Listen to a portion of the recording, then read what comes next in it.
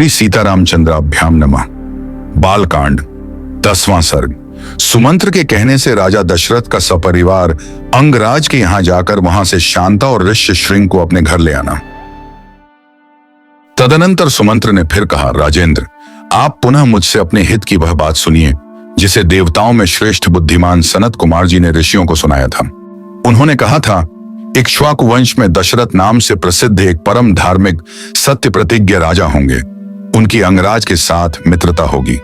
दशरथ के एक परम सौभाग्यशालिनी कन्या होगी जिसका नाम होगा शांता।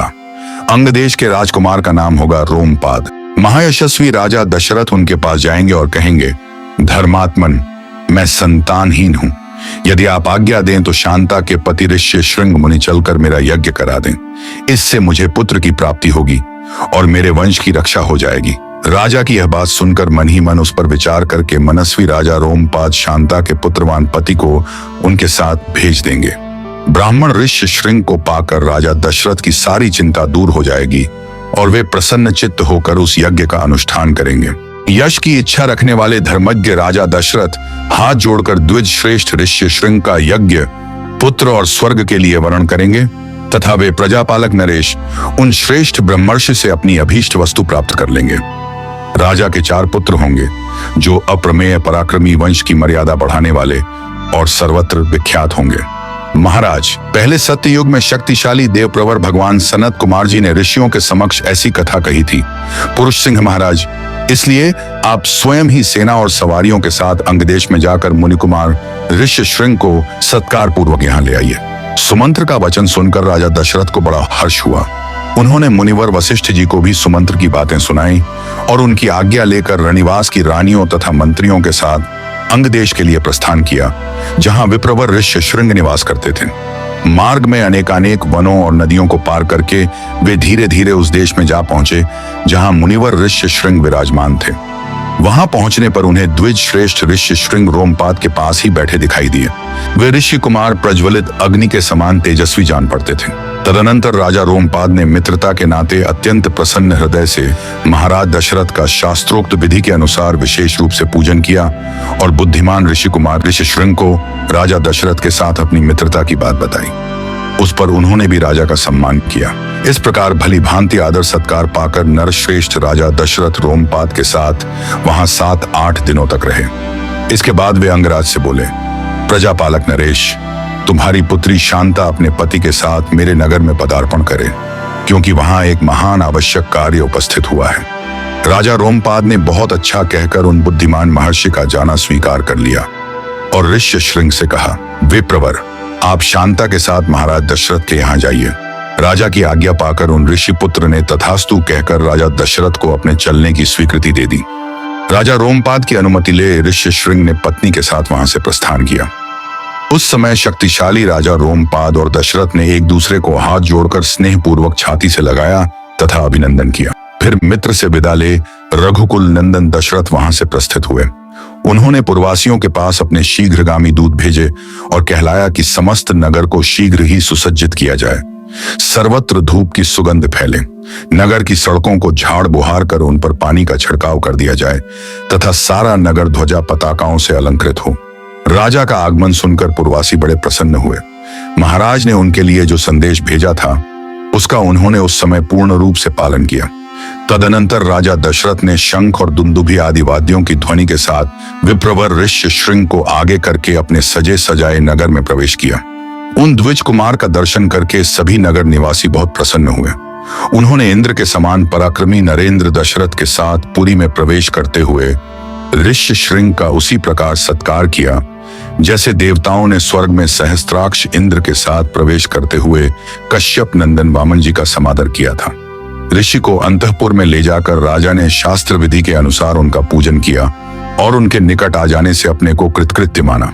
विशाल लोचना शांता को इस प्रकार अपने पति के साथ उपस्थित देख अंतःपुर की सभी रानियों को बड़ी प्रसन्नता हुई। वे आनंद मग्न हो गईं। शांता भी उन रानियों से तथा विशेषतः महाराज दशरथ के द्वारा आदर सत्कार पाकर वहां कुछ काल तक अपने पति विप्रवर ऋष्यशृंग के साथ बड़े सुख से रही। इस प्रकार श्री वाल्मीकि निर्मित आर्ष रामायण आदि काव्य के बालकांड में 10वां सर्ग पूरा हुआ। बालकांड 11वां सर्ग। राजा का ऋषियों से यज्ञ कराने के लिए प्रस्ताव, ऋषियों का राजा को और राजा का मंत्रियों को यज्ञ की आवश्यक तैयारी करने के लिए आदेश देना। तदनंतर बहुत समय बीत जाने के पश्चात कोई परम मनोहर दोष रहित समय प्राप्त हुआ। उस समय वसंत ऋतु का आरंभ हुआ था। राजा दशरथ ने उसी शुभ समय में यज्ञ आरंभ करने का विचार किया। तत्पश्चात उन्होंने देवोपम कांति वाले विप्रवर ऋष्य श्रृंग को मस्तक झुकाकर प्रणाम किया और वंश परंपरा की रक्षा के लिए पुत्र प्राप्ति के निमित्त यज्ञ कराने के उद्देश्य से उनका वरण किया। ऋष्य श्रृंग ने बहुत अच्छा कहकर उनकी प्रार्थना स्वीकार की और उन पृथ्वीपति नरेश से कहा, राजन, यज्ञ की सामग्री एकत्र कराइए। भूमंडल में भ्रमण के लिए आपका यज्ञ संबंधी अश्व छोड़ा जाए और सरयू के उत्तर तट पर यज्ञ भूमि का निर्माण किया जाए। तब राजा ने कहा, सुमंत्र, तुम शीघ्र ही वेद विद्या के पारंगत ब्राह्मणों तथा ब्रह्मवादी ऋत्विजों को बुला ले आओ। तब शीघ्रगामी सुमंत्र तुरंत जाकर वेद विद्या के पारगामी उन समस्त ब्राह्मणों को बुला लाए। धर्मात्मा राजा दशरथ ने उन सब का पूजन किया और उनसे धर्म तथा अर्थ से युक्त मधुर वचन कहा। महर्षियों, मैं पुत्र के लिए निरंतर संतप्त रहता हूं। उसके बिना इस राज्य आदि से भी मुझे सुख नहीं मिलता है। अतः मैंने यह विचार किया है कि पुत्र के लिए अश्वमेध यज्ञ का अनुष्ठान करूं।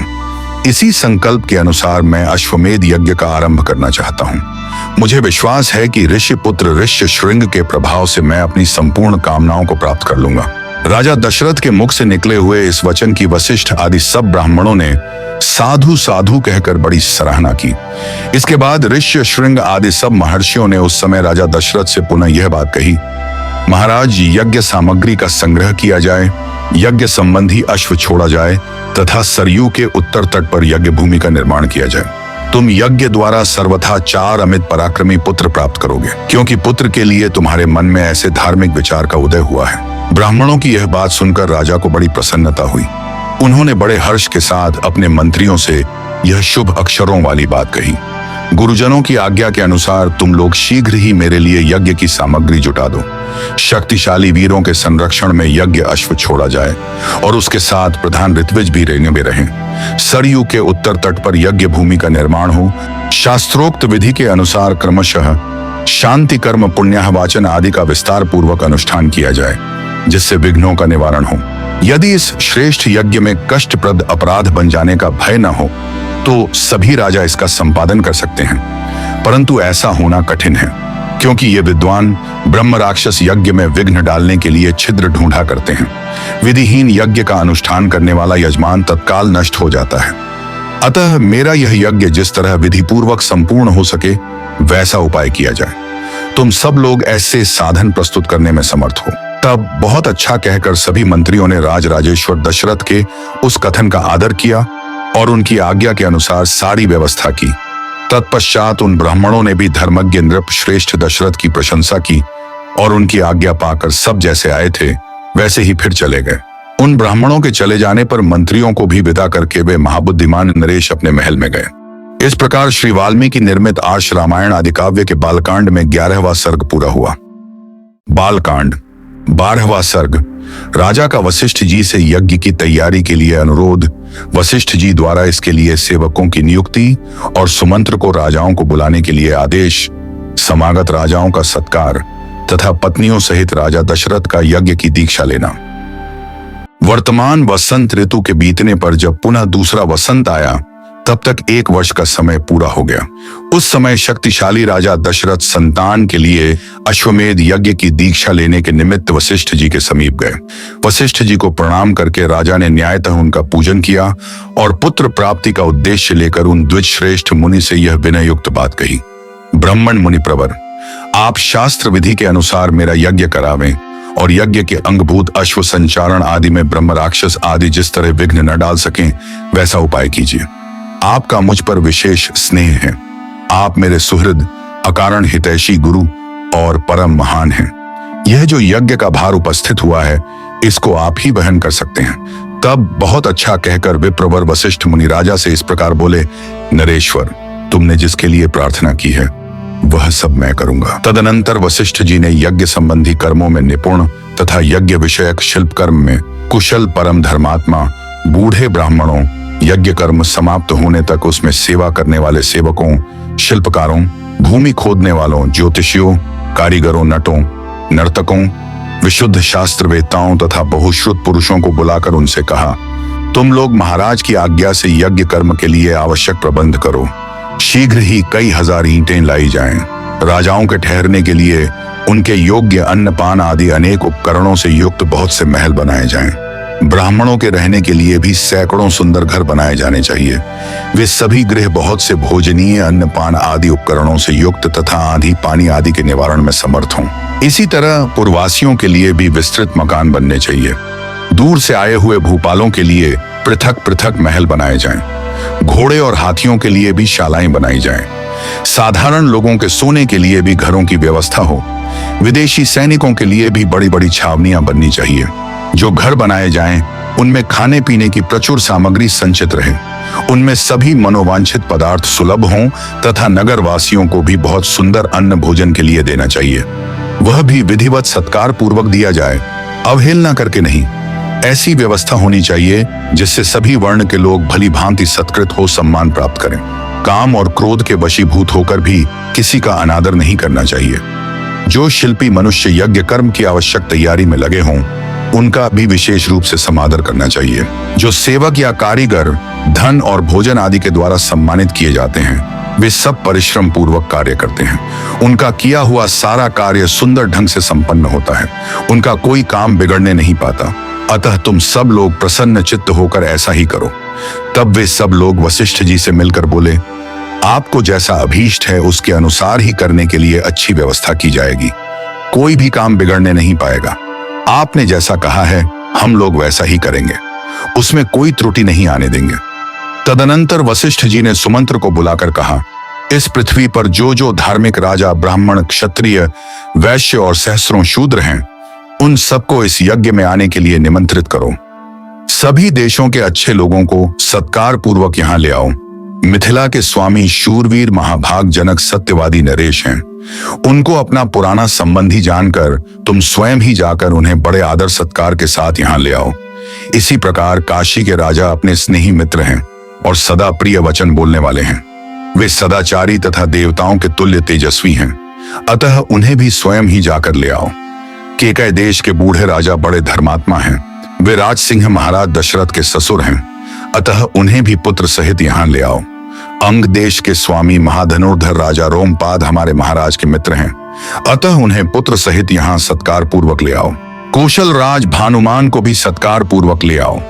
मगध देश के राजा प्राप्तिज्य को, जो शूरवीर, सर्वशास्त्र विशारद, परम उदार तथा पुरुषों में श्रेष्ठ हैं, स्वयं जाकर सत्कार पूर्वक बुला ले आओ। महाराज की आज्ञा लेकर तुम पूर्व देश के श्रेष्ठ नरेशों को तथा सिंधु सौवीर एवं सौराष्ट्र देश के भूपालों को यहाँ आने के लिए निमंत्रण दो। दक्षिण भारत के समस्त नरेशों को भी आमंत्रित करो। इस भूतल पर और भी जो जो नरेश महाराज के प्रति स्नेह रखते हैं, उन सबको सेवकों और सगे संबंधियों सहित यथासंभव शीघ्र बुला लो। महाराज की आज्ञा से बड़भागी दूतों द्वारा इन सब के पास बुलावा भेज दो। वशिष्ठ का यह वचन सुनकर सुमंत्र ने तुरंत ही अच्छे पुरुषों को राजाओं की बुलाहट के लिए जाने का आदेश दे दिया। यज्ञ कर्म की व्यवस्था के लिए जो सेवक नियुक्त किए गए थे, उन सब ने आकर उस समय तक यज्ञ संबंधी जो जो कार्य संपन्न हो गया था, उस सब की सूचना महर्षि वशिष्ठ को दी। यह सुनकर वे द्विज श्रेष्ठ मुनि बड़े प्रसन्न हुए और उन सब से बोले, भद्र पुरुषों, किसी को जो कुछ देना हो उसे अवहेलना या अनादर पूर्वक नहीं देना चाहिए, क्योंकि अनादर पूर्वक दिया हुआ दान दाता को नष्ट कर देता है, इसमें संशय नहीं है। तदनंतर कुछ दिनों के बाद राजा लोग महाराज दशरथ के लिए बहुत से रत्नों की भेंट लेकर अयोध्या में आए। इससे वशिष्ठ जी को बड़ी प्रसन्नता हुई। उन्होंने राजा से कहा, पुरुष सिंह, तुम्हारी आज्ञा से राजा लोग यहाँ आ गए। हमारे कार्यकर्ताओं ने पूर्णतः सावधान रहकर यज्ञ के लिए सारी तैयारी की है। अब तुम भी यज्ञ करने के लिए यज्ञ मंडप के समीप चलो। राजेंद्र, यज्ञ मंडप में सब और सभी वांछनीय वस्तुएं एकत्र कर दी गई हैं। आप स्वयं चलकर देखें। यह मंडप इतना शीघ्र तैयार किया गया है, मानो मन के संकल्प से ही बन गया हो। मुनिवर वशिष्ठ तथा ऋषि श्रृंग दोनों के आदेश से शुभ नक्षत्र वाले दिन को राजा दशरथ यज्ञ के लिए राजभवन से निकले।